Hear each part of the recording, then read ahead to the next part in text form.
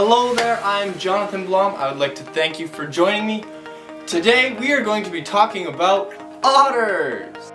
I will be focusing on the North American river otter. River otters are carnivorous mammals with the scientific name Lontra canadensis.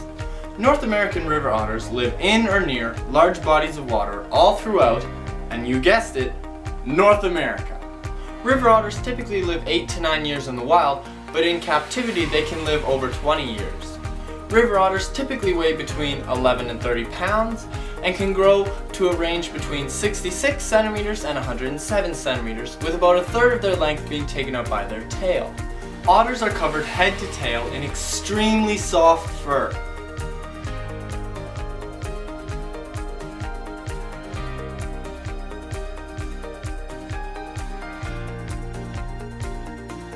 Otters have incredibly dense fur, with about 1 million hairs per square inch on their body. In comparison, humans only have 100,000 hairs on our entire head. Because otters do not have blubber, they rely on their super dense fur to keep them warm in temperatures of -40 degrees Celsius or lower. Their fur traps a bubble of warm air around the otter's body, all the while keeping cold air and cold water away from the otter.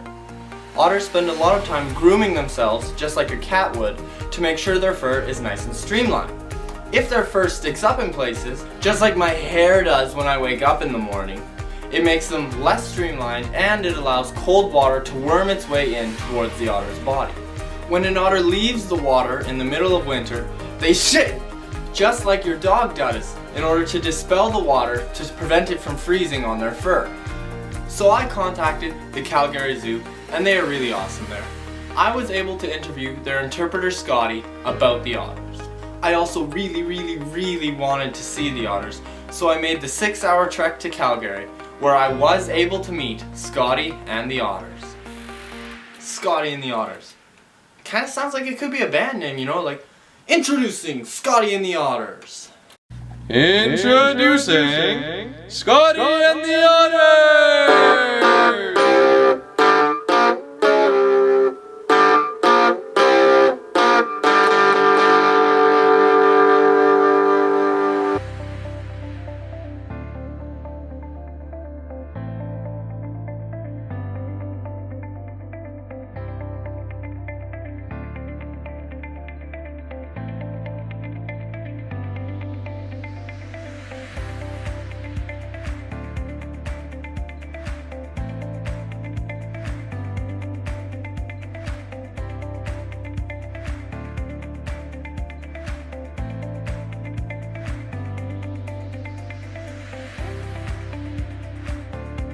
All otter species have very large whiskers, and many mammals have whiskers, but carnivorous mammals in particular are using those whiskers for sensing for their food.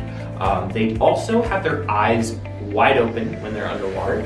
They have a third eyelid over top of their eye. It's called a nictitating membrane, and it is translucent or almost transparent, and it allows them to see while they're underwater. So if you ever get a chance to see our otters underwater, they usually have their eyes wide open.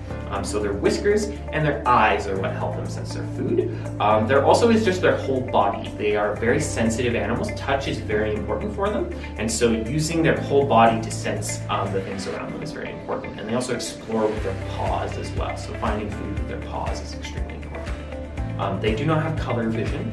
Most mammals don't have color vision, so their biggest thing is that but they do have a form of night vision. So they have, like many other carnivorous mammals, like dogs and cats, when you shine a light and there's that mirror eye that looks kind of creepy. Otters do have that. It's called it's a membrane in the back called the tapetum lucidum, and it allows them to see in the dark. But otherwise, their vision is relatively average as far as mammals go. The big thing is their sense of smell. So if you look at otters, they have quite a large nose area with lots of wrinkled bones in there. That gives them a great sense of smell, and their sense of smell is not just for finding food, but also for communication. That's why they're such smelly animals, is for communicating with each other.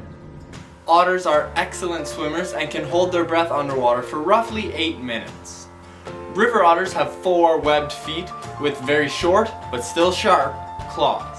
Their back paws are slightly larger, designed more for propulsion while swimming, whereas their front paws are a little smaller, used a bit more for steering and control. Otters do not flutter kick their back feet when they swim. They swim with an undulating motion, meaning they go up and down. That way they can use both their broad tail and feet to propel themselves through the water. Although otters' paws are designed to be most effective in the water, they still are quite mobile on land. An otter runs with an accordion-like motion, bringing their back paws up towards their front paws and then leaping forward. Otters will often take a couple bounds and then slide on their belly when they move. This is a very fast and efficient way to travel, and it also allows the otter to have a bit of fun and play around.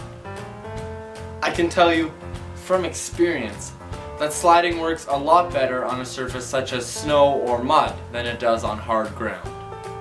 Otters are a generalist carnivore, meaning they will eat pretty much any type of meat that they come across. Their diet consists mainly of fish, but they do eat some shellfish. They also have been known to hunt small mammals, amphibians, and even some birds. As for teeth, river otters have large canines and carnassials used for grabbing and tearing soft tissue. In the back of their mouth they have molars, used for crunching hard objects such as the shells of mollusks. Even a North American river otter has some very large canines and some really big jaw muscles there, and so you wouldn't want to mess with that. Our keepers, personally, they are doing what's called protected contact with our otters, specifically because a bite from an otter can be very painful and potentially dangerous. Could you break bones? Oh yeah, I mean an otter could take a finger off very easily. Yeah. And now it is time for the most exciting moment of this project, and that is of course the moment where I finally get to meet the otters.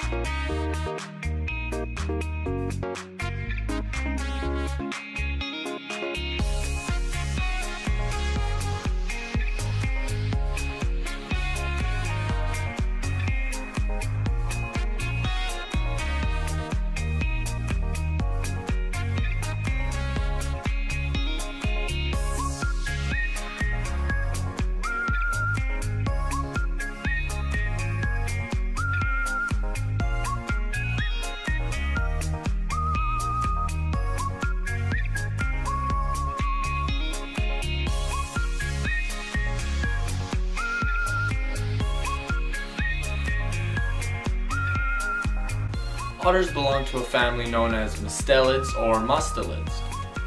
Mustelids include otters, badgers, weasels, ferrets, and wolverines. Mustelids are usually carnivorous mammals that are known for their soft, sleek fur. Now we're going to take a closer look at where mustelids are descended from. So that would be the ancestral mustelid. So, and then on top of that, you have the ancestral carnivorans. So carnivorans are the group of mammals that includes things like cats, dogs, seals and sea lions, raccoons, just about any kind of mammal that eats meat or is related to animals that eat meat. Most of those are carnivorans, hence the name carnivore. And so the ancestral carnivoran would have looked very similar to almost, I would say similar to a cat mixed with like a weasel. So it would have been a generalist animal. It would have probably been omnivorous, meaning it would have been eating both plants and meat. They would have appeared around just after the dinosaurs went extinct. One of the classic example of an ancestral carnivore would be an animal like Myakis. So M-I-A-C-I-S, if I'm remembering how to spell it correctly. And Myakis definitely looked like a weird combination of like a weasel and a cat. And it was an omnivore, so the full carnivorous diet, or mostly carnivorous diet of an otter is actually something that they evolved later.